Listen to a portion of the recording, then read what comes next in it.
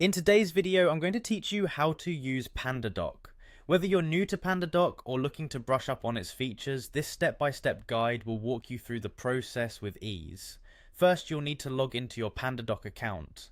Make sure you have your login credentials handy because that will be your first step. Once you're in, you'll find yourself on the dashboard, which is your command center for creating, managing, and sending documents efficiently. Next, direct your attention to the plus Create New button. This is where you initiate the process of creating a new document.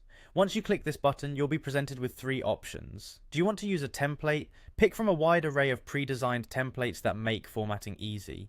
If you have a document ready, you can upload it, whether it's a PDF, Word document, or another file type. Pandadoc makes it seamless to use existing materials. Alternatively, if you prefer to start with a clean slate, choose the blank document option to craft your document from scratch.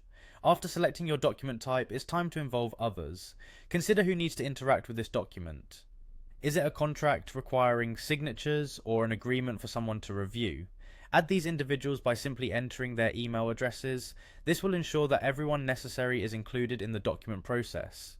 With your team in place, the next step is assigning roles. Determine whether each person is a signer or a viewer, or perhaps something else entirely. This role assignment is crucial as it dictates their interaction level with the document. Now let's make your document interactive and actionable. Switch to the Add Fields tab.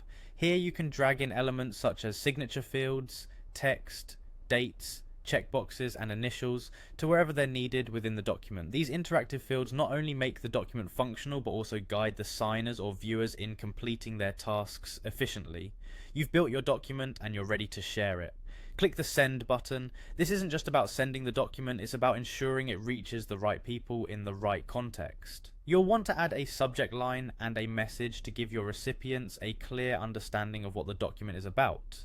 Personalizing this message helps clarify the purpose and urgency of the document. Finally, when all the details are in place, click Send Document. Your document is now on its way, ready for action by your team. That wraps up our guide on using Pandadoc. By following these steps, you're now equipped to create, manage, and distribute documents effectively.